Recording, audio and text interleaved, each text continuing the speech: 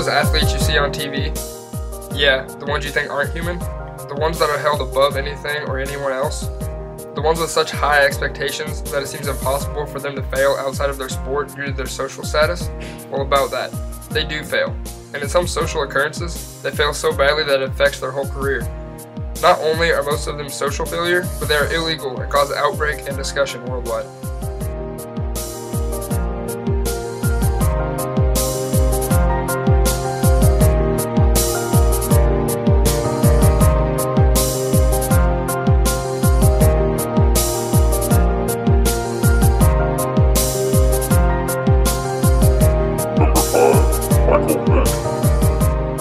As a high-caliber draft pick by the Falcons, Vic was expected to perform on and off the field. Early on in his career, he was doing well, not causing any controversy off the field and performing as expected on the field until early 2007. The dogfighting investigation began in April 2007 with a search of property in Surry County, Virginia, owned by Michael Vick. The subsequent discovery of evidence of a dogfighting ring. Over 70 dogs, with some said to be showing signs of injuries, were seized along with physical evidence during several searches of Vic's 15-acre property by local, state, and federal authorities. In July 2007, Vic and 3 other men were indicted on federal offense and state felony charges relating to a 6-year-long continuing criminal enterprise of the interstate dogfighting ring known as Bad News Kennels. Allegations including Vic's direct involvement in dogfighting, high-stakes gambling, and brutal executions of dogs. Public outcry resulted from widespread news and media publicity of the details, which included hanging, drowning, electrocuting, and shooting of the dogs. In the wake, many companies who had been paying for his endorsements withdrew Vic's products from the retail marketing, which he was convicted. Vic was being held at the North Neck Regional Jail in Warsaw, Virginia, where he had turned himself in early, awaiting sentencing on the federal convictions on December 10, 2007. Vic received a harsher sentence than the other 2 men involved, after the judge concluded that the suspended Atlanta Falcons quarterback lied about his direct involvement in the killings of the dogs and about his marijuana use, which was detected in a drug test. In August 2007, Vic pleaded guilty to the federal felony charges and served 21 months in prison, followed by two months in home confinement. In 2010, Vic became the Eagles' starting quarterback and led them to the 2011 NFL playoffs as NFC East champions. Despite starting only 11 games and playing in 12 games, Vic set career highs in passing yards, passing percentage, QB rating, passing touchdowns, and rushing touchdowns. He was named the 2010 NFL Comeback Player of the Year and was selected to his 4th Pro Bowl. Vic ranks first among quarterbacks in career rushing yards. Vic now is the backup quarterback for the New York Jets and is mentoring the young quarterback starting ahead of him. Number 4, Ray Rice. Thank you, Tom. Well, Baltimore Ravens running back Ray Rice breaks his silence today, apologizing to his wife and his fans for the allegations that he attacked his wife, knocking her unconscious in a casino elevator this last February. Ray Rice was suspended indefinitely from the NFL and let go from his current NFL team for striking his soon-to-be wife. He was suspended by the NFL but recently reinstated because the commissioner assumed wrong. Goodell, the NFL commissioner, assumed right away the whole situation about Ray Rice and his fiancée. Ray Rice has since released an apology to all of his fans and let everything play itself out, but remains a free agent and not part of any NFL team.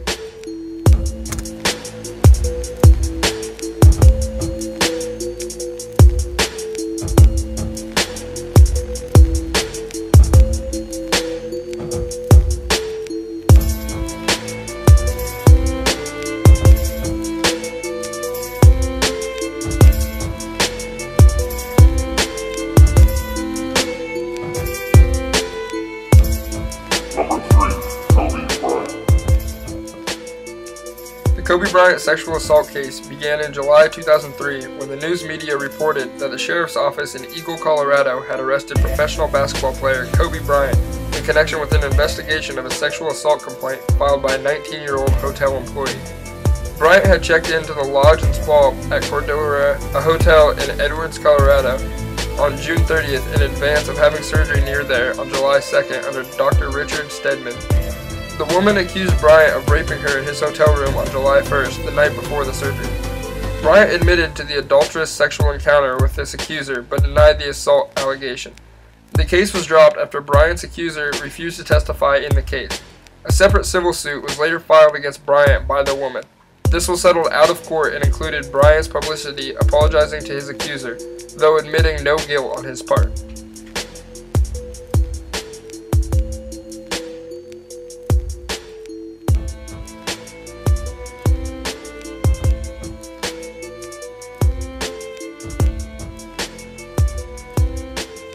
Number 2. Aaron Hernandez. The murder of Odin Lloyd occurred on June 17, 2013. His death made international headlines when Aaron Hernandez, at the time tight end for the New England Patriots, was investigated as a suspect in the case. Lloyd was a linebacker for a semi-professional football team, the Boston Bandits, since 2007. Hernandez was arrested on June 26, 2013 and charged with Lloyd's murder. 90 minutes after his arrest, Hernandez was released by the Patriots. On June 26, 2013, Hernandez was arrested at his home and charged with first-degree murder. 1 count of carrying a firearm without a license, 2 counts of possessing a large-capacity firearm, and 2 counts of possessing a firearm without a firearm identification card. Hernandez faces life in prison without the possibility of parole, as Massachusetts outlawed the death penalty in 1984. He is currently being held without bail at the Bristol County, Massachusetts Jail and House of Correction. Number 1. Lance Armstrong. Lance Armstrong was a world-renowned cycler, winning a mass amount of competitions he had participated in. He was the true gold standard for cyclers around the world. In October 1996, he was diagnosed with testicular cancer that had spread to his brain, lungs, and abdomen. His cancer treatments included brain and testicular surgery and extensive chemotherapy. In February 1997, he was declared cancer-free, and the same year he founded the Lance Armstrong Foundation. By January 1998, Armstrong had renewed his serious cycling training, having signed a new racing contract with U.S. Postal. He was a member of the U.S. Postal Discovery Team between 1998 and 2005. On July 24, 2005, Armstrong retired from his racing at the end of the 2005 Tour de France, but returned to competitive cycling with the Astana team in January 2009. Between 2010 and 2011, he raced with the UCI Pro team he helped found and Team Radio Shack.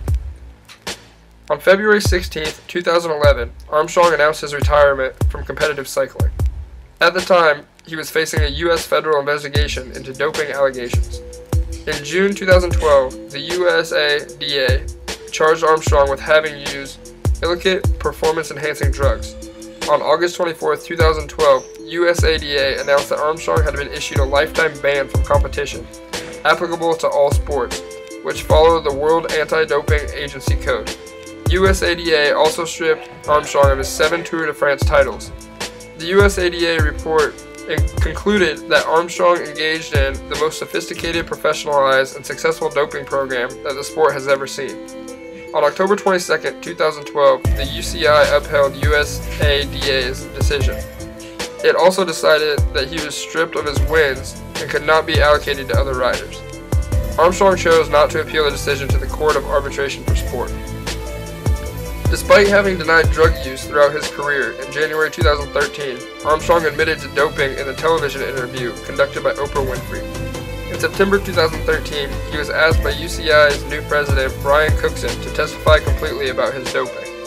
Armstrong refused to testify until and unless he got a complete amnesty, which Cookson said is most unlikely to happen.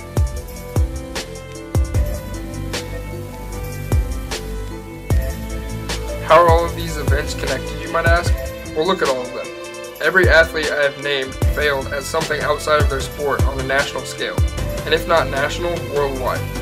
The reason I believe that these are all well known is because they're all famous athletes. If one of us were to go out and hit a girl, I doubt we would even make local news. The other thing to think about is that, why do professional athletes always seem to be in trouble? Is it because the media puts it on a more broad scale, or because they are famous and think they can get away with it? I'll leave that decision up to you.